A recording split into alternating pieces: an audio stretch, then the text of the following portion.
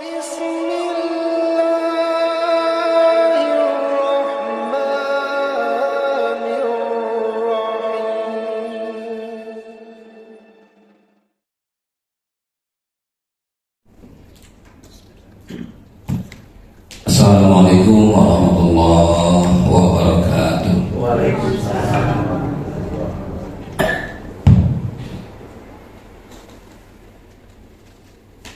A'udzu billahi minasy syaithanir rajim.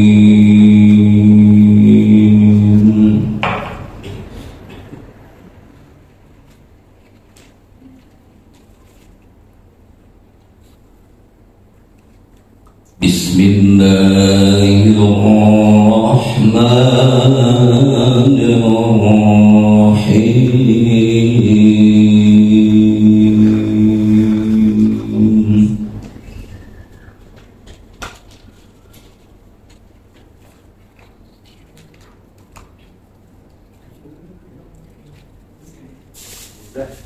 Ya ayyuhalladzina amanu taqullaha haqqa tuqatih.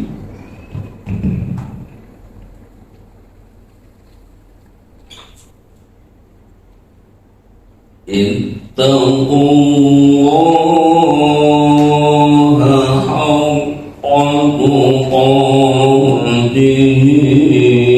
wa la tamutunna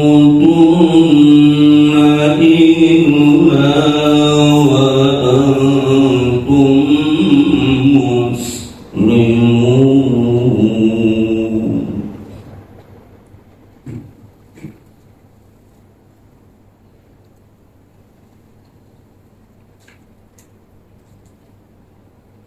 Wa'tasimu bihablillahi jami'an wa la tafarraqu.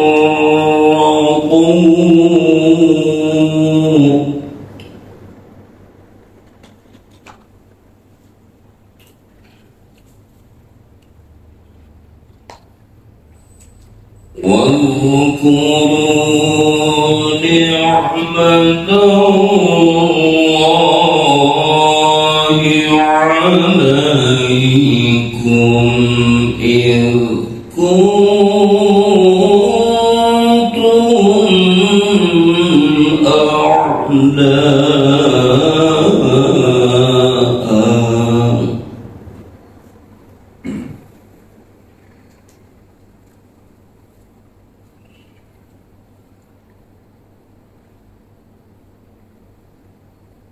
إذ كنتم أعداء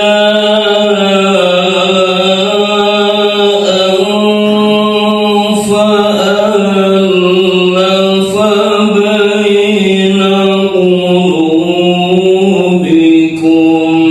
فأصبحتم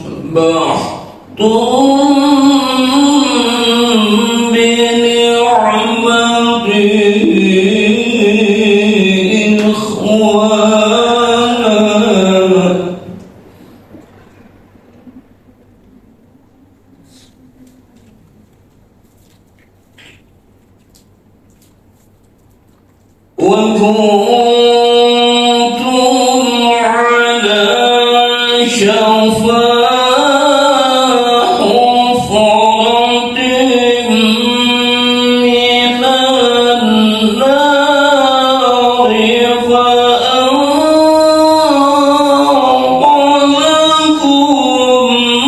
منها.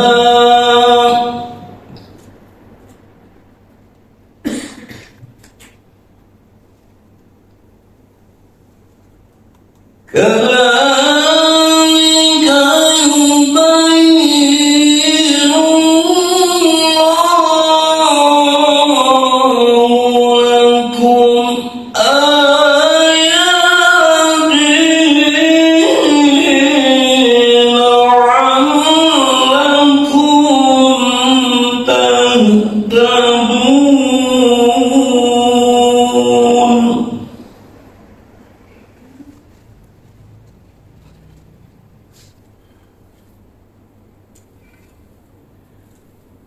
ولتكن منكم أمة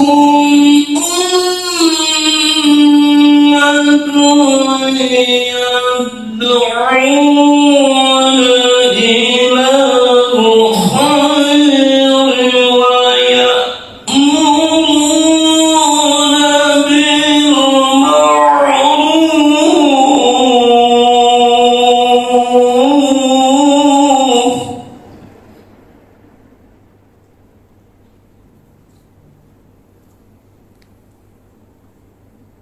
وينهون عن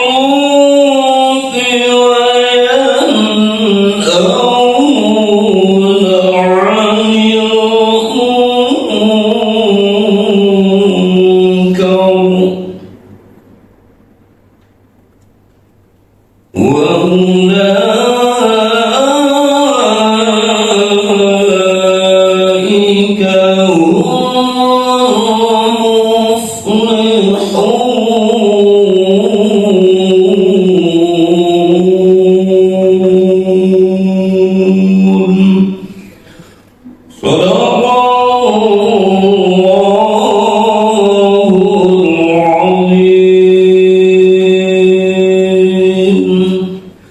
Nasrullah wa fathun qarib.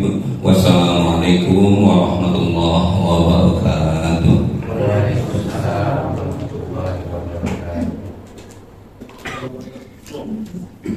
Assalamualaikum warahmatullahi wabarakatuh. Alhamdulillah alladzi arsala rasulahu bil huda wa dinil haq liyudhhirahu 'ala dini kullihi wa kafa billahi syahida.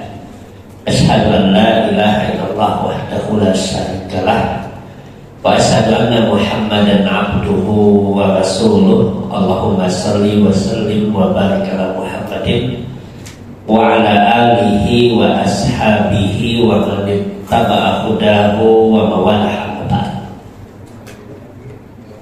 Jemaah yang dimuliakan Allah Subhanahu wa taala, pertama kita bersyukur kepada Allah Subhanahu wa taala, salawat dan salam pada Nabi Muhammad sallallahu alaihi wasallam, keluarganya, para sahabatnya dan siapa saja yang mengikutinya hingga yaumul qiyamah. Pada malam hari ini saya pikir sudah apa aja tadi. Baik, kita tahu bahwa sebagaimana maklumat pimpinan pusat Muhammadiyah bahwa pelaksanaan dari Idul Adha kita insya Allah jatuh pada hari Rabu, dan ternyata ru'yat hilal yang dilakukan oleh pemerintah Kerajaan Saudi Arabia juga sama. Kalau Saudi Arabia itu masih menggunakan ru'yat juga. Malam Senin kemarin itu dilakukan ru'yat dan dibuat edaran secara resmi oleh pemerintah Saudi. Saya kira waktu kita sekitar jam 10 malam itu keluarlah maklumat Saudi Arabia yang menyatakan bahwa tanggal 1 Zulhijjah jatuh pada hari Senin kemarin, 1 Zulhijjah. Sehingga tanggal hari Arafah itu diputuskan hari Selasa, dan tanggal 10 Zulhijjahnya itu diputuskan hari Rabu.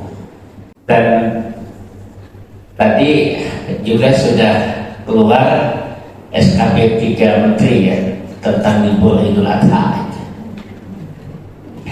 Setelah adanya maklumat itu, maka pimpinan pusat Muhammadiyah mengajukan usulan agar libur Idul Adha itu ditambahkan. Jadi kalau kalender resminya itu hari Kamis dan liburnya Jumat gitu. Jadi kemudian ditambahkan menjadi Rabu, Kamis, dan Jumat. Itu berdasarkan permintaan dari pimpinan Pusat Muhammadiyah yang disampaikan oleh sekretarisnya Pak Murti. Nah, ini perkembangan yang terjadi tentang Idul Adha tadi. Dan dalam Idul Adha ini dan masuknya bulan Dzulhijjah ini tentu adalah bulan yang sangat istimewa. Bahwa bulan Dzulhijjah itu satu di antara bulan haram. Bulan haram itu apa artinya itu? Bulan yang dimuliakan. Bulan haram itu. Haram itu artinya yang dimuliakan.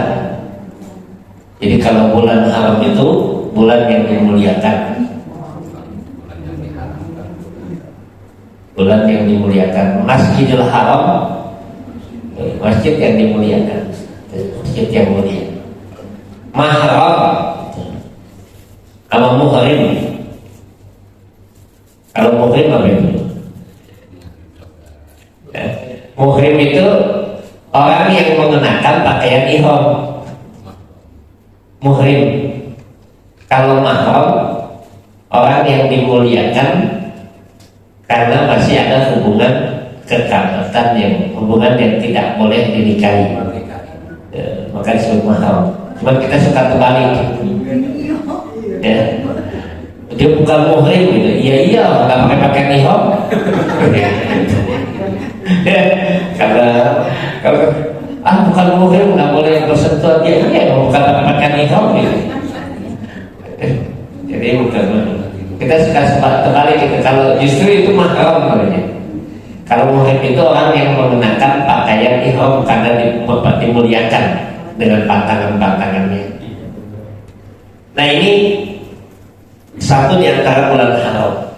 Sehingga Nabi SAW menyebutkan dalam hadis yang diriwayatkan oleh Imam An-Nasa'i. Kata Nabi SAW, "Ma min ayyam al-amal salihu ahabbu ilallahi azza wa jalla min hadhil ayyam." Kata Nabi SAW itu tidak ada bulan, tidak ada hari yang lebih istimewa dibandingkan hari-hari ini di dalam melakukan amal soleh. Tidak ada hari yang paling istimewa dibandingkan hari-hari ini yang beramal soleh pada hari itu lebih dicintai oleh Allah Subhanahu wa Ta'ala.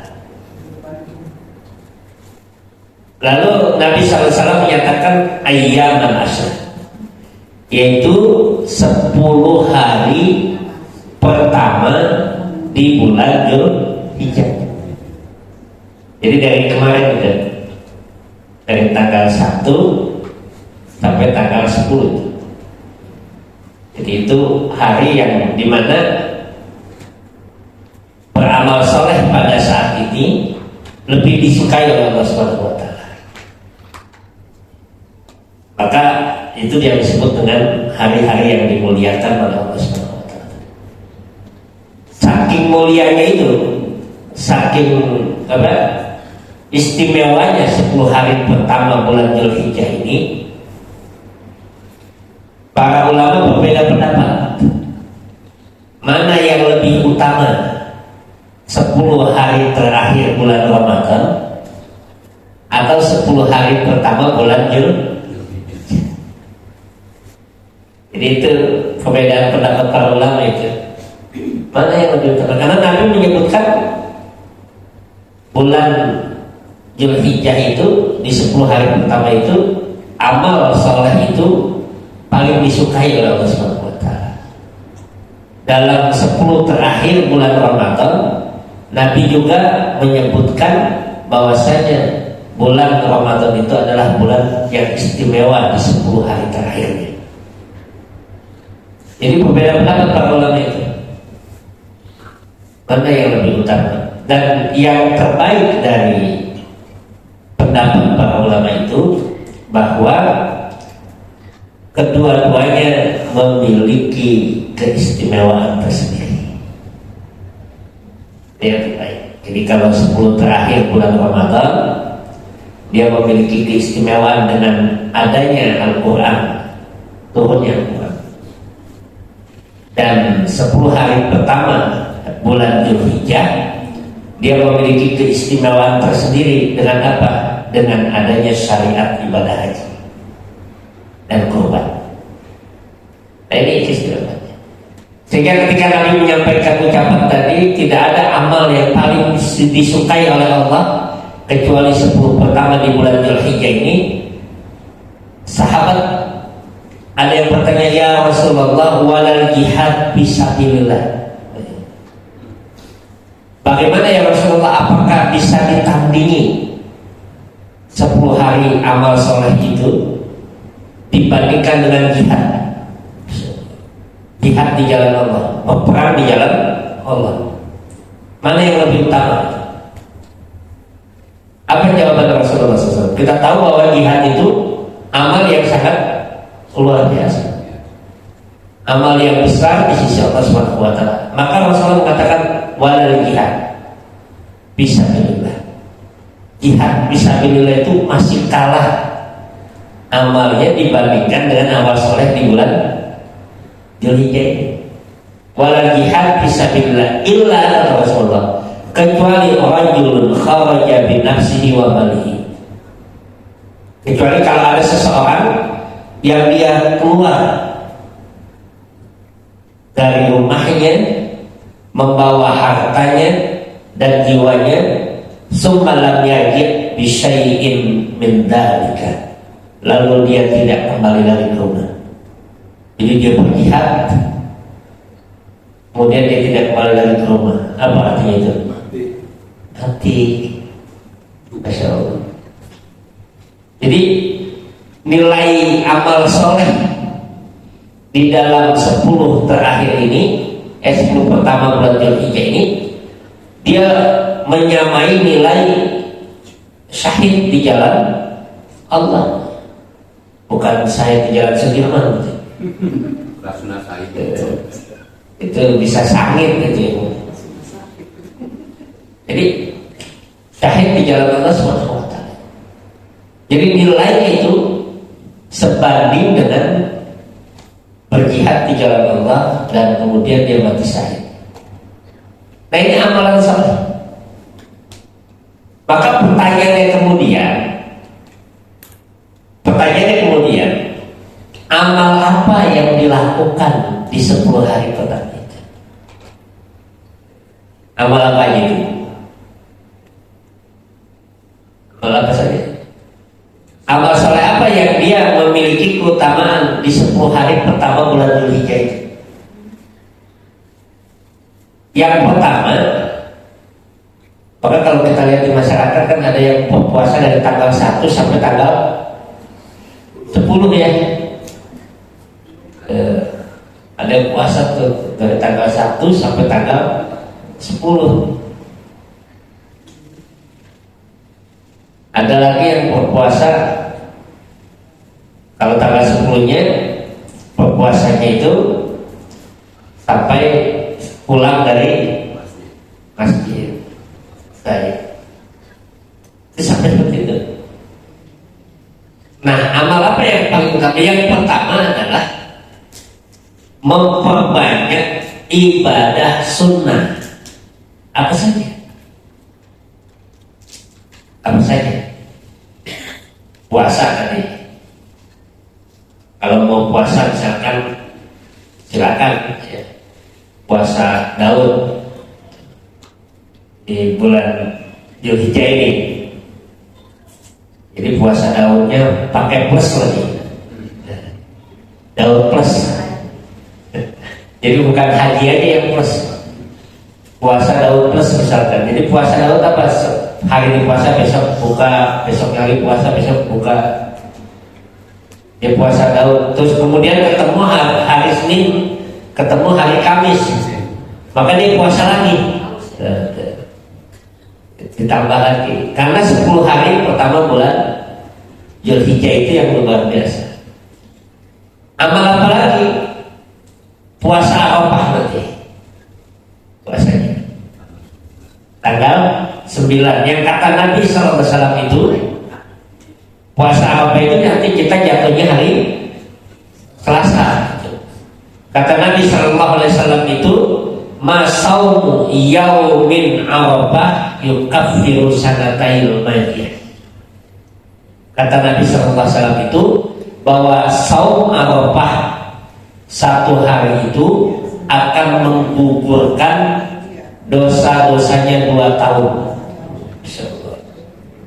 Madiyah wa mustaqbilah, yaitu 1 tahun yang telah lalu dan 1 tahun ke depan. Ya, 1 hari aja tanggal 9-nya. Ya, tidak 2 hari, 1 hari saja tanggal 9.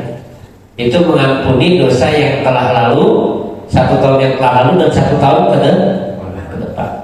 Itu berarti jatuhnya nanti hari Selasa. Kalau yang puasa Senin Kemis, misalkan dia Seninnya puasa, Selasa puasa lagi. Karena puasa Senin itu. Nah, ini yang dikatakan oleh Nabi Sallallahu Alaihi Wasallam. Jadi amalan puasa Arafah itu nilainya begitu besar, sehingga Nabi Sallallahu Alaihi Wasallam itu menyebutkan min saumin Arafatin bi Arafat. Orang yang sedang Arafah itu, sedang wukuf di Arafah, dia tidak boleh puasa. Tetapi orang yang tidak wukuf, dia melakukan puasa. Jadi dia melakukan saum tadi. Nah, ini amalan. Kemudian apa lagi? Ya, seluruh amalan sunnah secara umum. Sholat malamnya, sedekahnya, sholat sunnahnya, itu dilakukan di 10 hari pertama ini. Kalau biasakan nggak biasa sholat duha ya, kita sholat duha ya di 10 hari pertama ini. Kalau misalkan sholat malamnya biasa 11 rakaat, mau ditambahin lagi apa dipanjangin aja, nggak usah ditambahin ya. Kalau misalkan 11 rakaatnya biasanya 15 menit selesai gitu, maka 11 rakaatnya bisa dipanjangin lagi. Nah, ini sholat malam atau sholat sunnah. Amalan apa saja? Kenapa? Tidak ada amalan khusus ya. Misalkan tadi amalan khusus yang ditentukan, Nabi tidak menyebutkan secara khusus, secara spesifik amalan apa di 10 pertama bulan Zulhijjah ini. Maka berlaku secara umum. Itu kaidahnya. Jadi kalau tidak disebutkan amalannya secara khusus, secara spesifik tadi itu, maka dilakukan amalan secara umum. Tidak boleh dikhususkan. Kalau sudah disebutkan secara khusus, maka tidak boleh dipahami secara umum. Itu kaidahnya. Kaidah usul fikih seperti itu. Di dalam beramal begitu. Maka itu yang dilakukan. Kemudian apa lagi? Nah, di antaranya adalah kurban. Kurban itu. Kurban itu sebenarnya dalam istilah yang disebutkan oleh Nabi, kalimatnya bukan kurban, tetapi udhiyah. Jadi kalimatnya bukan kurban itu. Kalau kurban itu kalimat yang disebutkan dan terdapat dalam Al-Quran ketika menyebutkan tentang korbannya Qabil dan Habil. Jadi surat apa itu?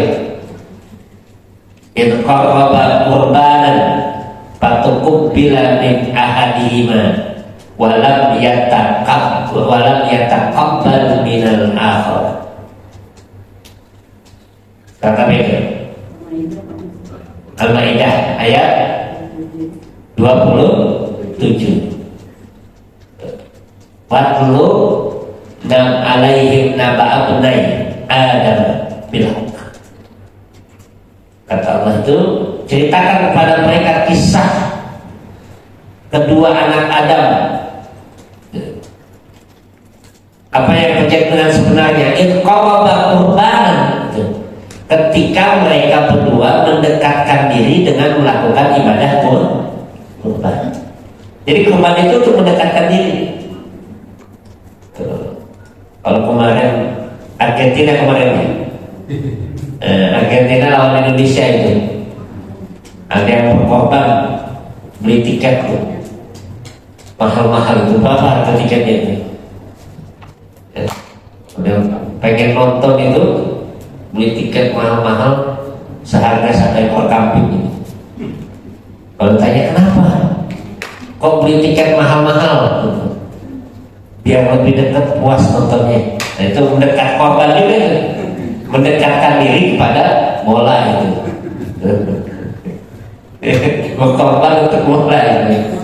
Itu arti korban itu, korban itu. Korbanan itu korban yukoribu itu. Korban yang kobu itu mendekatkan diri. Jadi korban itu ya, berkorban itu dia mendekatkan diri, nggak puas nobar. Kenapa? Biar lebih dekat nontonnya, kan? Karena nobar itu korban. Nah ini korban. Nabi menyebutnya udhiyah. Udhiyah itu satu rumpun kata dengan adha, satu rumpun kata dengan duha. Jadi kata udhiyah, adha, duha itu punya hubungannya itu. Jadi udhiyah itu apa? Syatun atau al-an'am tudbah. Maka yang dimaksudkan dengan udhiyah itu hewan yang disembelih pada hari adha, di waktu duha dan hari-hari tasyrik. Jadi waktunya itu kata Nabi SAW itu setelah selesai sholat, ketika matahari sudah naik sepenggalan itu selesai sholat. Sehingga Nabi SAW menyebutkan man yazbah qabla sholat faliyatbah. Kalau ada orang yang memotong hewan korbannya itu sebelum pelaksanaan sholat karena pengen cepat-cepat selesai, pengen cepat-cepat selesai, lalu dia potong duluan sebelum sholat biar pulang dari sholat bisa makan kambing. Kata Nabi SAW, man yazbah qabla sholat, kalau ada yang menyembelih sebelum sholat id selesai, faliyatbah, maka ulangi sembelihan itu. Berarti yang tadi bukan disebut dengan udhiyah, bukan disebut dengan korban. Maka kalimat korban adalah istilah Nabi itu udhiyah, itu satu rukun atau satu rukun kata itu dengan duha, dengan adha. Idul Adha gitu ya.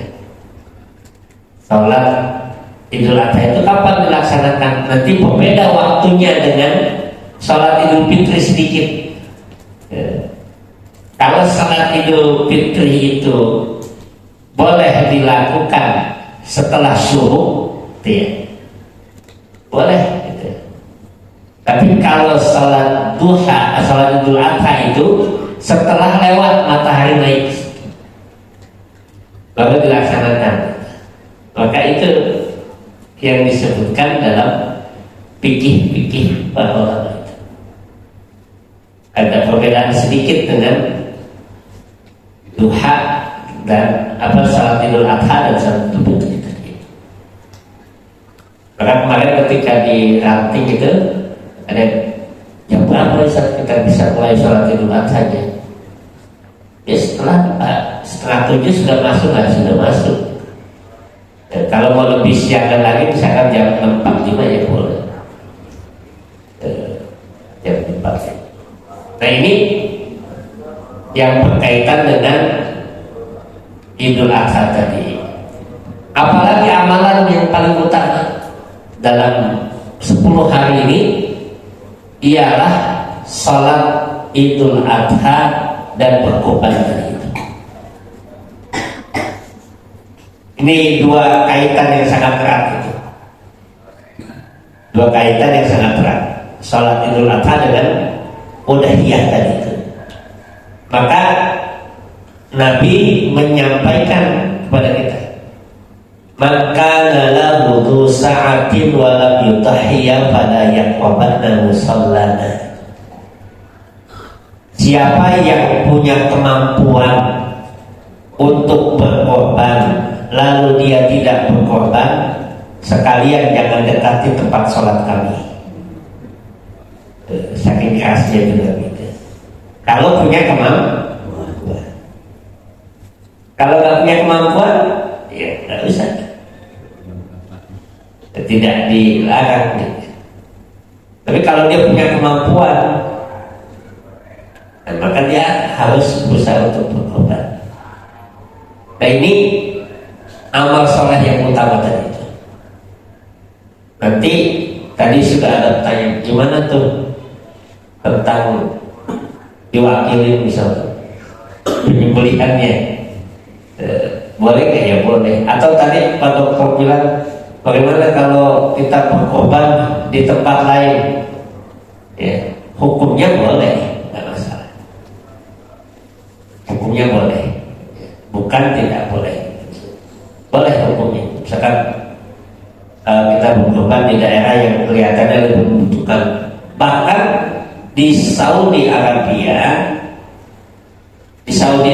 sendiri itu, kalau musim haji dam itu kan denda itu. Terus yang apabila haji tamattu, kan ada yang disebut dengan azibhu itu, satu ekor kambing bahkan sampai itu sampai banyak itu. Setelah disembelih itu, yang didistribusikan dan dimakan itu mungkin tidak lebih dari 1/3. 2/3 itu langsung dibawa ke pabrik, masuk pabrifikasi itu, langsung dikemas dalam bentuk kaleng dan didistribusikan ke negara-negara yang membutuhkan. Dan itu sudah rutin itu. Jadi udah dalam bentuk kornet itu nanti. Kita juga bisa seperti itu, misalkan kalau kita mau misalkan untuk disebutkan dari negara silakan. Nah ini yang kemarin ditanyakan berkaitan dengan orang yang berkorban itu, hadis Nabi itu, apa barang siapa yang melihat hilal bulan Dzulhijjah dan dia ingin berkorban, maka janganlah dia potong, dia cabut bulu dan rambutnya itu, kukunya. Itu yang kemarin hadisnya ada Bunda Aisyah itu nanya. Itu maksudnya apa? Bulu atau rambut dan kuku hewannya atau orang yang berkorbannya? Yang dipersesikan itu. Orang yang berniat untuk berkorban, iya, tidak boleh memotong orang. Nah, apakah orangnya yang tidak boleh memotong kuku atau rambutnya, ataukah hewannya yang jangan dipotong kuku dan bulunya, rambutnya? Itu menimbulkan perbedaan. Kemarin bunda-bunda Aisyah itu pada nanyakan itu, gimana? Kalau melihat hadis itu memungkinkan timbul dua persepsi, dua tafsiran. Ya, dua tafsir itu. Tafsir yang pertama itu, larangan itu bagi orang yang berkurban. Jangan dia memotong rambut, memotong kuku mulai dari Senin kemarin tuh, tanggal 1 Zulhijjah sampai nanti selesai disembelih. Itu kalau kita melihat hadis itu dipahami seperti itu. Yang kedua, tafsiran yang kedua itu, larangan itu buat siapa? Buat hewannya. Jangan hewannya itu dipotong kukunya kalau sudah masuk bulan Zulhijjah. Jangan dipotong kukunya dan jangan dicabut bulunya. Itu yang dipahami dari hadis tadi. Ini saya sebutkan hadis itu karena pertanyaan itu melewat WA itu. Jika kalian telah melihat hilal 10 Zulhijjah dan salah seorang dari kalian hendak berkurban, hendaklah ia tidak mencukur rambut dan tidak memotong kuku terlebih dahulu. Ini redaksi terjemahannya itu. Redaksi terjemahannya dari hadis yang diriwayatkan Imam Muslim. Dalam redaksi Imam Muslim yang lain, dalam riwayat Abu Dawud juga, dalam Ibnu Hibban dan dari Abu Ya'la itu disebutkan dari Ummu Salamah, barang siapa yang memiliki ternak yang hendak disembelih sebagai kurban, jika telah masuk hilal Zulhijjah, masuknya tanggal 1 Zulhijjah, jangan sekali-kali ia mencukur rambutnya atau bulunya dan memotong kukunya sedikit pun sehingga ia disembelih. Ini lebih jelas kepada apa? Hewannya atau orangnya? Hewannya. Hewannya. Saya juga setuju yang kedua. Hewannya itu. Nah ini yang timbul perbedaan pendapat itu. Maka karena ini belum menjadi keputusan dalam Muhammadiyah, itu masih sifatnya fatwa, itu masih dibahas itu. Kalau pimpinan wilayah Muhammadiyah Jawa Timur itu lebih condong tafsiran itu adalah hewannya yang jangan diapa-apain. Jadi kalau udah masuk Zulhijjah, jangan dipotong rambutnya atau bulunya, jangan dipotong kukunya. Maksudnya apa? Dijaga hewan itu, jangan diapa-apain. Dan ini juga selaras dengan apa? Dengan sejarahnya, historisnya. Kenapa? Kebiasaan bangsa Arab jahiliyah dulu ketika ingin berkurban kepada berhala mereka. Jadi kurban itu sudah ada, Bu. Ya. Jadi syariat Nabi Ibrahim dulu itu, sebelum Nabi Muhammad diutus, itu masih ada peninggalan-peninggalannya. Contohnya hewan kurban tadi disembelih, sudah masih ada itu. Onta, kambing disembelih masih ada. Tapi sudah bercampur dengan kemusyrikan. Jadi mereka itu mendatangi Ka'bah membawa hewannya untuk disembelih di depan Ka'bah itu. Itu kebiasaan bangsa jahiliyah dulu. Dan sebelum dibawa ke Ka'bah itu, biasanya hewannya itu dirapikan, dimandikan, ya, di pedikur mungkin. Kukunya dibersihin gitu ya, dipotong gitu. Baru dihias, kalau kemudian dibawa dan dipotong. Itu bangsa jahiliyah dulu.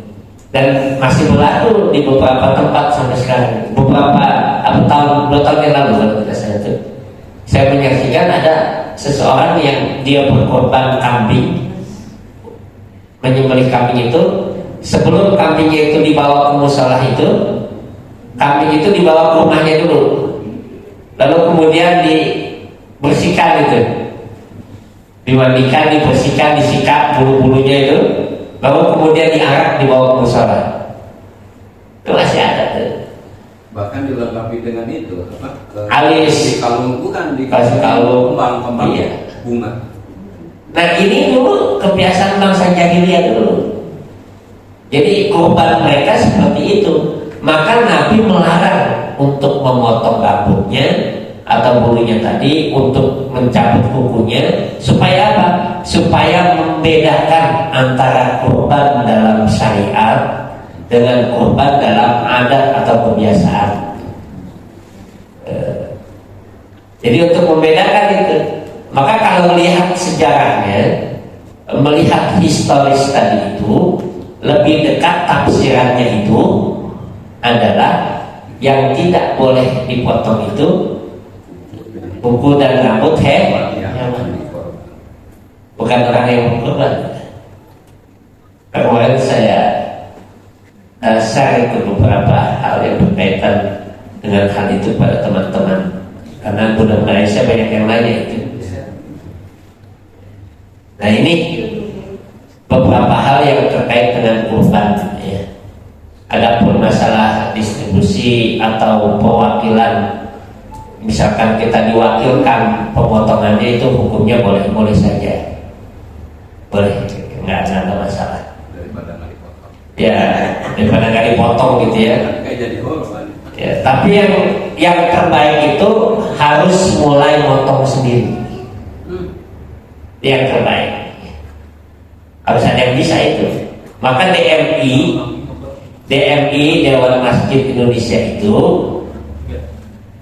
melakukan itu, namanya Juleha, pelatihan juru sembelih hewan.